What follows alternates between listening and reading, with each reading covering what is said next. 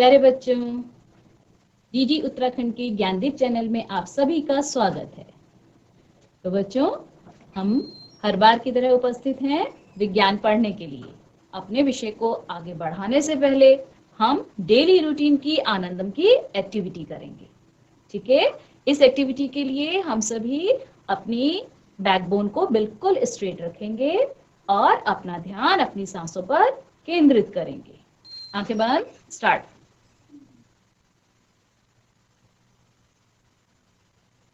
Inhale, exhale.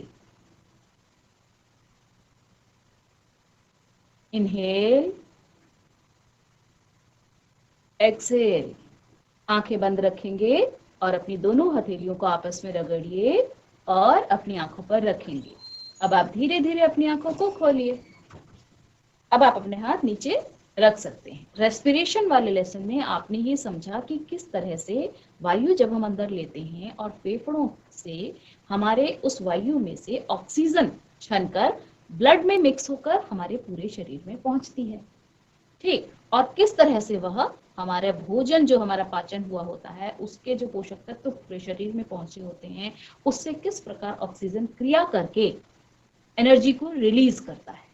तो इस प्रकार आपने एनर्जी किस तरह से रिलीज हुई ये आपने समझा। अब आप ये समझने की कोशिश भी करेंगे या चाहेंगे भी ये समझना कि आखिर ये जो भोजन हमारे शरीर में जाता है वह हमारे शरीर में, पूरे शरीर में किस तरह से मूव करता है, कैसे पहुंचता है। मतलब जैसे हम बाहर देखते हैं कोई चीज कि कोई वस्तु हमें कहीं से कहीं ले जानी होती है, इसको बोलते हैं हम जनरल भाषा में ट्रांसपोर्ट करना। तो ऐसे ही हमारी बॉडी में भोजन किया हमने, खाना खाया हमने, वह खाना किस तरह से हमारी बॉडी के विभिन्न पार्ट्स में पहुंचा, डिफरेंट पार्ट्स ऑफ बॉडी में वह भोजन कैसे पहुंचता है। ऐसे ही जो वेस्ट मटेरियल हमारी बॉडी में बनता है वह वेस्ट मटेरियल किस तरह से हमारी बॉडी से बाहर जाता है। आखिर ये हमारी बॉडी के अंदर का ट्रांसपोर्ट कैसे होता है, इसको डिटेल में समझने के लिए हम अपने इस लेसन में, जो हमारा लेसन 11 है आज का, इस लेसन में समझेंगे ट्रांसपोर्ट इन एनिमल्स और साथ में प्लांट्स में भी इस ट्रांसपोर्टेशन को समझेंगे। थोड़ी सी हिंट मैं आपको यहाँ स्टार्टिंग में देती हूँ। ये जो स्ट्रक्चर है बच्चों, ये आप देख रहे हैं किसका स्ट्रक्चर है, ये है ह्यूमन हार्ट।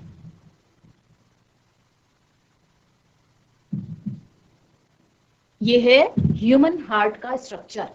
ओके, ये जो हार्ट है ये हमारी बॉडी में किसी भी चीज को ब्लड के माध्यम से एक जगह से दूसरी जगह, मतलब बॉडी के एक पार्ट से दूसरी पार्ट में पहुंचाने का काम करता है, ट्रांसपोर्टेशन का काम करता है। उसके लिए ट्रांसपोर्टेशन के लिए जो भी जरूरत होती है, मीन्स पंप करना, जैसे ब्लड को पंप करना, उसका काम यह हार्ट करता है। हार्ट में आप देख रहे हैं ये डिफरेंट टाइप की ये वेन्स और आर्टरीज हैं। वेन्स और आर्टरीज, इन सब के बारे में आप अभी अंदर डिटेल में पढ़ेंगे इस लेसन में। तो मेन जो ट्रांसपोर्ट का काम हमारी बॉडी में करता है, ट्रांसपोर्ट का काम जो हमारी बॉडी में करता है, वह काम, उस फंक्शन को, टोटल को कंट्रोल करता है हार्ट। ठीक है, तो इससे आगे और डिटेल में पढ़ने के लिए हम यूज करेंगे स्मार्ट बोर्ड का। तो चलिए स्मार्ट बोर्ड की तरफ चलते हैं। बच्चों, ये तो हम जानते हैं कि प्लांट्स और एनिमल्स को जीने के लिए भोजन, जल और ऑक्सीजन की जरूरत होती है। इस चैप्टर में हम समझेंगे ये प्रोसेस कैसे होता है। ऑक्सीजन का लंग से सेल्स तक आना और कार्बन डाइऑक्साइड का सेल से लंग्स तक जाने के प्रोसेस को बोलते हैं सर्कुलेटरी सिस्टम। साथ ही यह भी देखते हैं कि रेस्पिरेशन प्रोसेस में ग्लूकोज और ऑक्सीजन के रिएक्शन से जो पानी निकलता है वह शरीर से बाहर कैसे जाता है, इसे बोलते हैं ह्यूमन एक्सक्रीटरी सिस्टम। इस चैप्टर में हम यह भी समझेंगे कि प्लांट्स में वाटर और सॉइल से मिनरल्स पत्तियों तक कैसे पहुंचते हैं, इसे बोलते हैं transport of substances in plants. आपने देखा होगा कि जब कभी चोट लग जाती है तो ब्लड यानी खून निकलकर बहने लगता है, पर कभी आपने सोचा है कि ये ब्लड क्या है और हमारे शरीर में क्यों बहता रहता है? दरअसल ब्लड एक लिक्विड है जो हमारी ब्लड वेसल्स में बहता रहता है। ब्लड वेसल्स मतलब रक्त वाहिनी, जिन्हें हम आम भाषा में नसें भी बोलते हैं। ये वेसल्स हमारे पूरे शरीर में फैली रहती हैं और हर सेल तक ब्लड पहुंचाती हैं। ब्लड हमारी बॉडी में फूड और ऑक्सीजन को सभी सेल्स तक पहुंचाता है और सेल्स से वेस्ट यानी वाटर और कार्बन डाइऑक्साइड को बाहर निकालने का काम करता है। जब फूड डाइजेस्ट होता है तो वाटर सॉल्युबल बन जाता है यानी पानी में घुलने लायक। इस वजह से स्मॉल इंटेस्टाइन से वह ब्लड में घुल जाता है और ब्लड के थ्रू वो सेल्स तक पहुंच जाता है। ठीक उसी प्रकार लंग्स से ऑक्सीजन भी ब्लड में घुल जाती है और सेल्स तक पहुंच जाती है। चलिए अब समझते हैं कि ब्लड क्या है। दरअसल ब्लड एक प्रकार के लिक्विड का बना होता है जिसे प्लाज्मा बोलते हैं और इस लिक्विड में कई प्रकार के सेल्स यानी कोशिकाएं तैरती रहती हैं। इनमें से सबसे ज्यादा पाए जाने वाले सेल्स हैं आरबीसी यानी रेड ब्लड सेल्स और दूसरे ज्यादा पाए जाने वाले सेल्स हैं व्हाइट ब्लड सेल्स जिन्हें हम डब्ल्यूबीसी भी बोलते हैं। और तीसरे प्रकार के सेल्स जो प्लाज्मा में पाए जाते हैं वो हैं प्लेटलेट्स यानी प्लाज्मा, आरबीसी, डब्ल्यूबीसी और प्लेटलेट्स मिलकर बनाते हैं ब्लड। यदि हम ब्लड में ये सब चीजें अलग अलग करें तो ये कुछ इस तरह दिखेगा। हल्का पीले रंग का लिक्विड जो सबसे ऊपर मिलेगा वो है प्लाज्मा, इसी में बाकी सभी सेल्स तैरते रहते हैं। उसके बाद दूसरी लेयर मिलेगी डब्ल्यूबीसी यानी white blood cells and platelets की और नीचे लाल रंग की लेयर है आरबीसी यानी रेड ब्लड सेल्स। यानी प्लाज्मा, आरबीसी, डब्ल्यूबीसी और प्लेटलेट्स मिलकर बनाते हैं ब्लड। तो चलिए पहले देखते हैं आरबीसी को। आरबीसी यानी रेड ब्लड सेल्स, इन्हें रेड इसलिए कहा जाता है क्योंकि इन सेल्स के अंदर एक रेड कलर का पिगमेंट यानी पदार्थ होता है जिसे हम बोलते हैं हीमोग्लोबिन। हीमोग्लोबिन शायद आप सबने सुना होगा। हीमोग्लोबिन एक प्रकार के प्रोटीन से बना होता है और ये प्रोटीन ऑक्सीजन के पार्टिकल्स को बाइंड कर सकते हैं। बाइंड मतलब संयुक्त करना या चिपकाना, और इस तरह बॉडी के सभी सेल्स तक ऑक्सीजन पहुंचाते हैं। जी हाँ बच्चों, बॉडी सेल्स में ऑक्सीजन पहुंचाने का काम हीमोग्लोबिन ही करता है, जिससे सेल्स में रेस्पिरेशन होता है और एनर्जी रिलीज होती है, जिससे हम सभी काम करते हैं। यदि ब्लड में हीमोग्लोबिन कम हो तो कम ऑक्सीजन सेल्स तक पहुंचती है, जिससे कम ग्लूकोज टूटता है और कम एनर्जी रिलीज होती है। कम एनर्जी रिलीज होने की वजह से हमें जल्दी थकान या वीकनेस महसूस हो सकती है। प्लाज्मा में दूसरे अहम प्रकार के सेल होते हैं व्हाइट ब्लड सेल्स, जिन्हें हम डब्ल्यूबीसी के नाम से भी जानते हैं। डब्ल्यूबीसी हमारी बॉडी में बीमारियां करने वाले वायरस और बैक्टीरिया से लड़ते हैं और उन्हें नष्ट कर देते हैं। डब्ल्यूबीसी सिक्योरिटी गार्ड्स की तरह पूरी बॉडी में घूमते रहते हैं और वायरस और बैक्टीरिया को ढूंढते रहते हैं जो हमारी बॉडी में बीमारियां करते हैं। WBC can senses the chemicals released by viruses and bacterias, यानी डब्ल्यूबीसी वायरस और बैक्टीरिया से निकलने वाले केमिकल्स को समझ सकते हैं, इसलिए उन्हें आसानी से ढूंढ लेते हैं। तीसरे इंपॉर्टेंट टाइप के सेल्स होते हैं प्लेटलेट्स। डब्ल्यूबीसी और आरबीसी की ही तरह प्लेटलेट्स भी ब्लड का इंपॉर्टेंट पार्ट हैं। आपने अक्सर देखा होगा कि जब चोट लग जाती है तो थोड़ी देर में वहां खून जम जाता है और जमा हुआ खून को बाहर निकलने नहीं देता। ऐसा इसलिए होता है ताकि हमारे शरीर से ज्यादा खून बाहर न निकल जाए और ब्लड को जमाने का काम करती हैं प्लेटलेट्स। बच्चों, पिछले कुछ सालों में आपने प्लेटलेट्स के बारे में शायद सुना होगा। डेंगू के मरीजों में अक्सर प्लेटलेट्स की भारी कमी हो जाती है, जिससे जान का खतरा हो सकता है। ऐसी स्थिति में किसी स्वस्थ मनुष्य के ब्लड से प्लेटलेट्स निकालकर डेंगू के मरीज को चढ़ाया जाता है। चलिए अब समझते हैं ब्लड वेसल्स को, यानी धमनियां। जैसा आप पिक्चर में देख रहे हैं कि कुछ पाइप्स का जाल सारे शरीर में फैला हुआ है, इन्हें हम ब्लड वेसल्स बोलते हैं। आप देख रहे हैं कि यहाँ ये दो रंगों से दिखाई गई हैं, एक नीली और दूसरी लाल। रेड और ब्लू कलर सिर्फ आपको समझाने के लिए यूज किया गया है। रेड कलर से जो वेसल्स दिखाई गई हैं, वो हार्ट से ऑक्सीजन रिच ब्लड लेकर बॉडी के सभी पार्ट्स में जाती हैं। ऑक्सीजन रिच मतलब इस ब्लड में ऑक्सीजन की मात्रा ज्यादा होती है। इसी प्रकार ब्लू कलर से दिखाई गई वेसल्स बॉडी पार्ट से रेस्पिरेशन में निकाली गई कार्बन डाइऑक्साइड को लेकर हार्ट की तरफ वापस आती हैं। जो वेसल्स ऑक्सीजन वाला ब्लड हार्ट से बॉडी पार्ट्स को ले जाती हैं, उन्हें बोलते हैं आर्टरीज और इन्हें रेड कलर से दिखाते हैं। और जो वेसल्स कार्बन डाइऑक्साइड वाला ब्लड लेकर बॉडी पार्ट से हार्ट तक ले जाती हैं उन्हें बोलते हैं वेन्स और इन्हें ब्लू कलर से दिखाते हैं। बच्चों, इस बात का ध्यान रहे कि जो ब्लड वेसल्स ब्लड को हार्ट से दूर ले जाती हैं उन्हें बोलते हैं आर्टरीज और जो ब्लड वेसल्स ब्लड को हार्ट की तरफ लाती हैं उन्हें बोलते हैं वेन्स। बच्चों, आर्टरी और वेन्स हमारे पूरे शरीर में फैली रहती हैं। आप यहाँ देखेंगे कि आर्टरी और वेन्स हार्ट से शुरू होकर लंग्स में जाती हैं, लंग्स से वापस हार्ट में आती हैं और फिर हार्ट से बाकी बॉडी पार्ट्स में जाती हैं।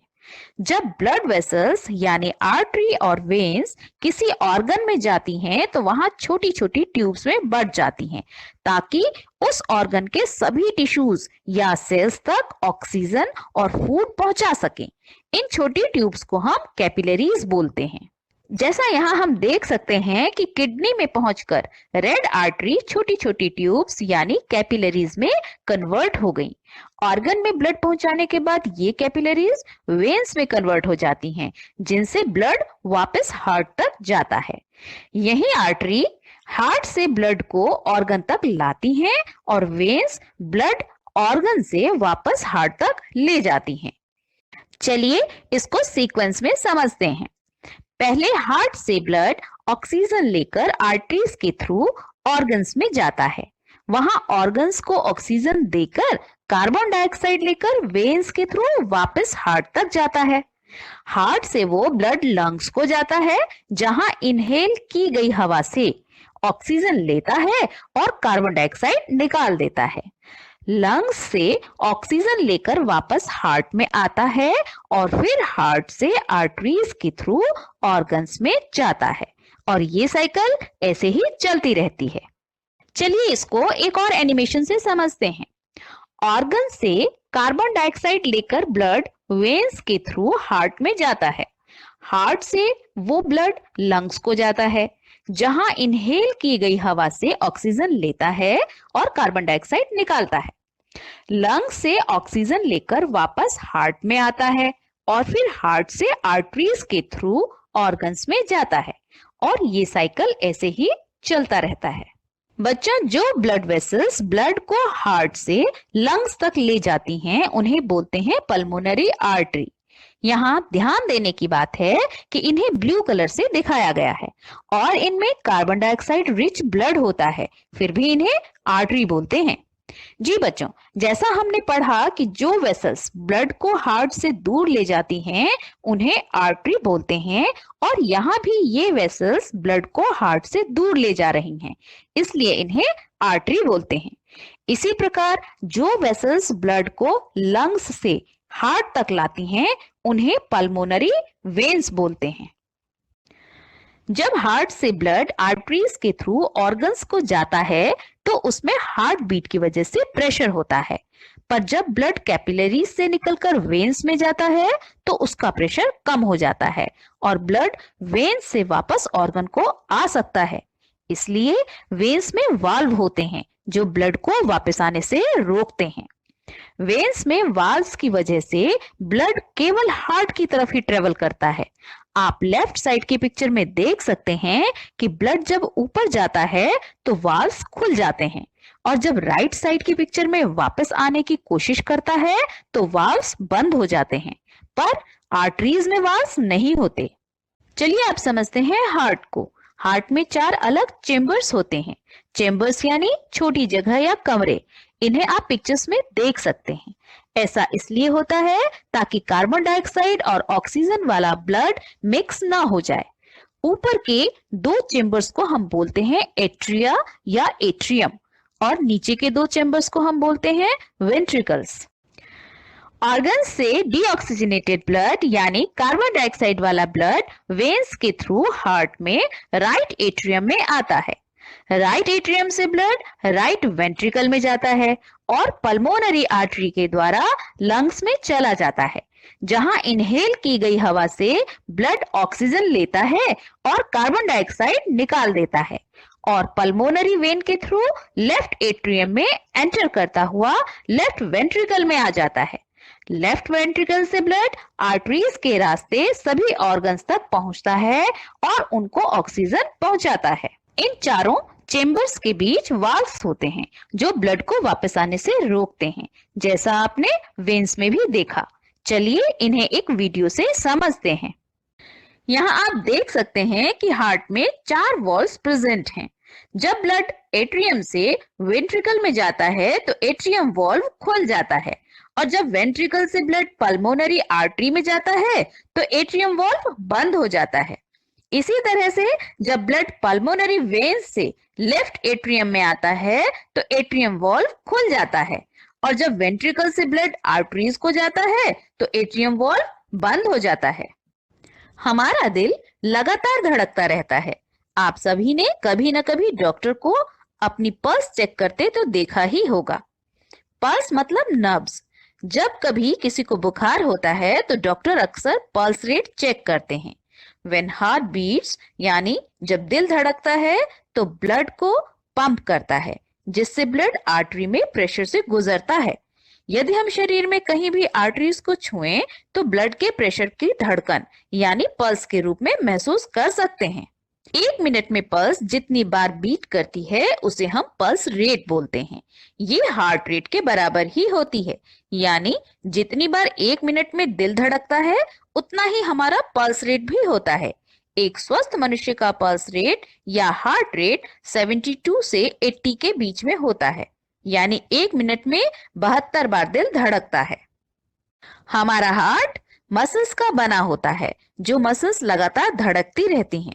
हार्ट चेस्ट में रिब्स के अंदर बीच से थोड़ा लेफ्ट में यानी बाएं तरफ रहता है, और इसका साइज लगभग हमारी मुट्ठी के बराबर होता है। हम छूने पर इसकी धड़कन महसूस कर सकते हैं। इसे तो आप सबने देखा ही है, ये लगभग सभी डॉक्टर्स के पास दिख जाया करता है। इसे स्टेथोस्कोप बोलते हैं। इसका इस्तेमाल डॉक्टर्स हार्ट बीट चेक करने के लिए करते हैं। दरअसल इसके इस्तेमाल से हार्ट बीट यानी धड़कन की आवाज को ज्यादा जोर से सुना जा सकता है। स्टेथोस्कोप के 3 पार्ट्स होते हैं। पहला ईयर पीस, जिसे कान में लगाया जाता है। दूसरा चेस्ट पीस, जिसे हार्ट के पास चेस्ट पर लगाया जाता है। और तीसरा पाइप, जिसके थ्रू चेस्ट पीस की आवाज ईयर पीस तक पहुंचती है। बच्चों, यूं तो सभी एनिमल्स में सर्कुलेटरी सिस्टम होता है, जिससे सेल्स में ऑक्सीजन और फूड पहुंचता है और वेस्ट मटेरियल बाहर जाता है। पर कुछ पानी में रहने वाले जानवर जैसे हाइड्रा और स्पॉन्ज में ब्लड नहीं होता, पर इनमें भी सर्कुलेटरी सिस्टम होता है। पर वो काम कैसे करता है? दरअसल पानी में रहने के कारण इन जानवरों में वाटर से ही ऑक्सीजन और फूड सेल्स तक पहुंच जाते हैं, और इसी प्रकार वेस्ट मटेरियल भी वाटर के थ्रू बाहर चला जाता है। इसीलिए इन जानवरों को ब्लड की जरूरत नहीं होती। अभी तक हमने सर्कुलेटरी सिस्टम में देखा कि सेल्स तक ऑक्सीजन और फूड कैसे पहुंचता है और कार्बन डाइऑक्साइड कैसे लंग्स तक पहुंचती है। चलिए अब समझते हैं एक्सक्रीशन इन एनिमल्स। एक्सक्रीशन का मतलब होता है वेस्ट मटेरियल को बॉडी से निकालना। हमने second chapter nutrition in animals में पढ़ा कि अनडाइजेस्टेड फूड इजेशन प्रोसेस में हमारी बॉडी से बाहर निकलता है। इसी प्रकार जब रेस्पिरेशन प्रोसेस में ग्लूकोज ऑक्सीजन से मिलकर एनर्जी रिलीज करता है तो कार्बन डाइऑक्साइड और वाटर भी प्रोड्यूस होते हैं, जो कि वेस्ट प्रोडक्ट्स हैं। इसके अलावा सेल्स के काम करने से भी कुछ टॉक्सिक्स निकलते हैं। टॉक्सिक्स मींस जहरीले पदार्थ जैसे यूरिया। इन टॉक्सिक्स को भी बॉडी से निकालना जरूरी होता है। कार्बन डाइऑक्साइड ब्लड के थ्रू लंग्स तक पहुंचती है और ब्रीदिंग प्रोसेस में एक्सहेलेशन के थ्रू बाहर निकल जाती है। इसी प्रकार वाटर और यूरिया भी ब्लड में डिसॉल्व हो जाते हैं। ब्लड से यूरिया और वाटर निकालने का प्रोसेस होता है किडनी में। जब ब्लड कैपिलरीज के थ्रू किडनी टिश्यूज में पहुंचता है तो किडनी टिश्यूज ब्लड में से एक्स्ट्रा वाटर, यूरिया और अदर टॉक्सिक मटेरियल्स को फिल्टर करके वेन्स में फिल्टर्ड ब्लड को भेज देते हैं, जो हार्ट तक पहुंचता है। जो टॉक्सिक किडनी फिल्टर करती है उसे हम यूरिन बोलते हैं, जो यूरेटर ट्यूब्स के थ्रू यूरिनरी ब्लैडर में पहुंचता है और वहां इकट्ठा होता रहता है और लास्ट में यूरिनरी ओपनिंग जो यूरेथ्रा के एंड में होती है उससे बाहर निकल जाता है। Kidney, ureter tubes, urinary bladder, urethra को पार्ट्स ऑफ एक्सक्रीटरी सिस्टम्स बोलते हैं। यूरिन में लगभग 95% वाटर होता है और 2.5% यूरिया और बाकी बचे 2.5% में अदर टॉक्सिक्स होते हैं। स्वेटिंग भी एक्सक्रीशन का एक मेथड होता है। स्वेटिंग मतलब पसीना आना। बच्चों, पसीना हमारे शरीर से वाटर, सॉल्ट्स और कुछ टॉक्सिक्स भी निकालते हैं। हालांकि स्वेटिंग का पर्पस एक्सक्रीशन नहीं है, बल्कि स्वेटिंग हमारे शरीर को ठंडा रखने का एक मैकेनिज्म है। पर पसीने में हमारी स्किन के नीचे जमा कुछ टॉक्सिक्स भी निकलते हैं। आपने कपड़ों पर पसीने के दाग देखे होंगे जो व्हाइट निशान बना देते हैं, जैसा आप पिक्चर में देख सकते हैं। दरअसल ये निशान सॉल्ट यानी नमक के होते हैं।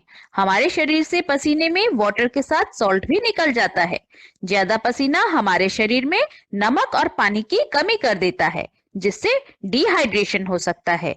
इसलिए हमें गर्मियों में ज्यादा पानी पीना चाहिए। इसके अलावा नेल्स और हेयर भी एक्सक्रीशन के ही एग्जाम्पल हैं। अभी तक बात हुई सर्कुलेटरी सिस्टम इन एनिमल्स। चलिए अब देखते हैं कि प्लांट्स में वाटर और सॉइल से मिनरल्स पत्तियों तक कैसे पहुंचते हैं। इसे बोलते हैं transport of substance in plants. ये तो हम जानते हैं कि फोटोसिंथेसिस से प्लांट में फूड बनता है, पर फोटोसिंथेसिस के लिए वाटर की जरूरत होती है और लीव्स को ये वाटर कहाँ से मिलता है? बच्चों, फोटोसिंथेसिस के लिए जो वाटर चाहिए होता है वो दरअसल रूट्स सॉइल से लेती है। रूट्स में छोटे छोटे हेयर्स होते हैं जिन्हें रूट हेयर्स यानी मूल रोम बोलते हैं। रूट हेयर्स छोटे होने के कारण मिट्टी के बीच स्थित पानी और खनिज को सोख लेते हैं यानी एब्जॉर्ब करते हैं और पत्तियों तक पहुंचाते हैं। इसी प्रकार से जो फूड फोटोसिंथेसिस से पत्तियों में बनता है, इस फूड को प्लांट के सभी सेल्स तक पहुंचाने की जरूरत होती है, जिससे सब सेल्स को एनर्जी मिल सके। चलिए समझते हैं कि रूट से वाटर लीव्स तक और लीव से फूड प्लांट के बाकी सेल्स में कैसे पहुंचता है। यदि हम एक पेड़ के तने को काटें तो कुछ इस तरह का दिखेगा। ये अलग अलग पेड़ों में थोड़ा अलग अलग दिख सकता है। समझने के लिए इसको हमने 1 से लेकर 7 तक नंबर दिए हैं। यहाँ हम पहले देखते हैं 2 और 3 को। इस लेयर को बोलते हैं जाइलम, जो कि वेस्कुलर टिश्यूज की बनी है।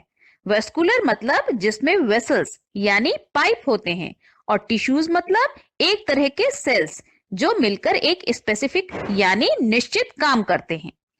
इस लेयर में छोटी छोटी वेसल्स होती हैं जो काफी कुछ हमारी ब्लड वेसल्स यानी आर्टरीज और वेन्स के जैसी होती हैं, और इन्हीं वेसल्स से पानी और मिनरल्स लीव्स तक पहुंचते हैं। इसी तरह से 4 नंबर की लेयर को बोलते हैं फ्लोएम। ये भी वेस्कुलर टिश्यूज की बनी होती है और इस लेयर के थ्रू लीव से फूड प्लांट के बाकी सेल्स में पहुंचता है। इसको अगर हम एक एनिमेशन से समझें तो ये कुछ इस तरह से दिखेगा। जाइलम में प्रेजेंट वेसल्स से वाटर और मिनरल्स नीचे रूट से ऊपर पत्तियों तक पहुंचते हैं, और फ्लोएम में मौजूद वेसल से ऊपर पत्तियों से फूड नीचे प्लांट के बाकी सभी सेल्स तक पहुंचता है। पर वाटर नीचे से ऊपर कैसे जाता है, क्योंकि ये तो ग्रेविटेशन फोर्स के अपोजिट है। दरअसल ऐसा ट्रांसपिरेशन की वजह से होता है। जैसा हमने 6th क्लास में भी पढ़ा था कि लीव्स ट्रांसपिरेशन करती हैं, यानी रूट से आने वाला वाटर जो इस्तेमाल नहीं होता वो लीव्स में प्रेजेंट स्टोमेटा यानी पत्तियों में छोटे छोटे छेद से इवेपोरेट यानी वाष्पीकृत हो जाता है, जिसे हम ट्रांसपिरेशन बोलते हैं। ट्रांसपिरेशन की वजह से सक्शन यानी खिंचाव उत्पन्न होता है, जैसा हम स्ट्रॉ से कोल्ड ड्रिंक पीने में करते हैं। इसी सक्शन से पानी रूट से लीव्स तक पहुंचता है। तो बच्चों, आज हमने देखा कि एनिमल्स और प्लांट्स के सेल्स में ऑक्सीजन और फूड कैसे पहुंचता है, साथ ही बॉडी से वेस्ट मटेरियल कैसे बाहर निकलता है, जिसे हम बोलते हैं सर्कुलेटरी सिस्टम। ओके बच्चों, तो हमारी आज की क्लास यहाँ खत्म होती है और आप लोगों को टॉपिक अच्छे से समझ में आ गया होगा, ऐसी मुझे उम्मीद है। जिन बच्चों की आज की क्लास छूट गई है वो सभी बच्चे YouTube पर ज्ञानदीप उत्तराखंड टाइप करने पर आज की क्लास देख सकते हैं। ओके बच्चों, थैंक यू।